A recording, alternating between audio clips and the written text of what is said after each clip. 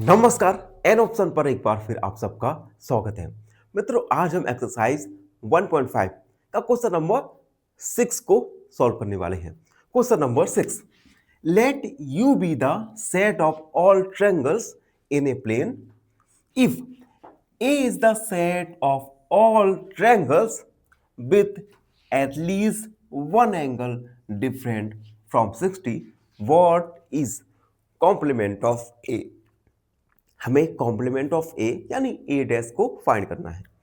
अब देखो, सबसे पहले हमें गिवन सेट दिया गया है। सबसे पहले यू है हमारा ऑल ट्रायंगल्स, ऑल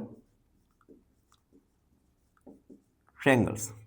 उसके बाद ए दिया गया है हमें set of all triangles, all triangles with at least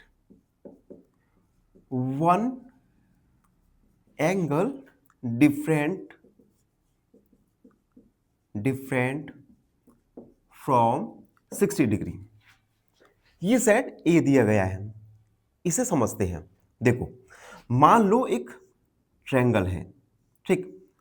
अब सेट ए में कहा गया है कि एक ऐसे ट्रायंगल्स जिसमें कम से कम एक एंगल 60 डिग्री से डिफरेंट हो। तो देखो, ये हमारा 60 हो गया, ठीक। अब हमें एक एंगल 60 डिग्री से डिफरेंट करना है, तो डिफरेंट कर दिया तो दूसरा एंगल भी हमारा 60 डिग्री से डिफरेंट हो जाएगा। तो दूसरा हमारा होगा 80, क्योंकि सम ऑफ ऑल एंगल्स कितना होना चाहिए, 1 होना चाहिए।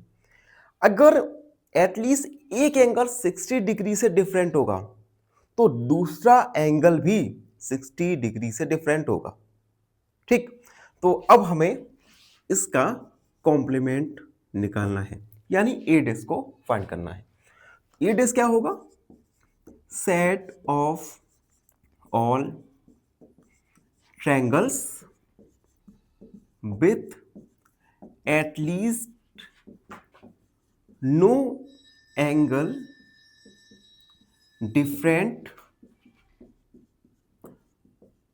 from 60 degree. ये होगा ए डैश, यानी कोई भी एंगल 60 डिग्री से डिफरेंट नहीं होगा, यानी सभी एंगल 60 डिग्री के होंगे। और ट्रायंगल्स, ऐसा ट्रायंगल्स जिसमें सभी एंगल्स इक्वल होते हैं, इस ट्रायंगल को कहते हैं हम इक्वलेटरल, इक्वलेटरल ट्रायंगल। यानी ए डैश हमारा हो जाएगा set of all equilateral triangle, equilateral triangles. ये हमारा कॉम्प्लीमेंट ऑफ ए निकल के आया, जो कि हमारा फाइनल आंसर होगा।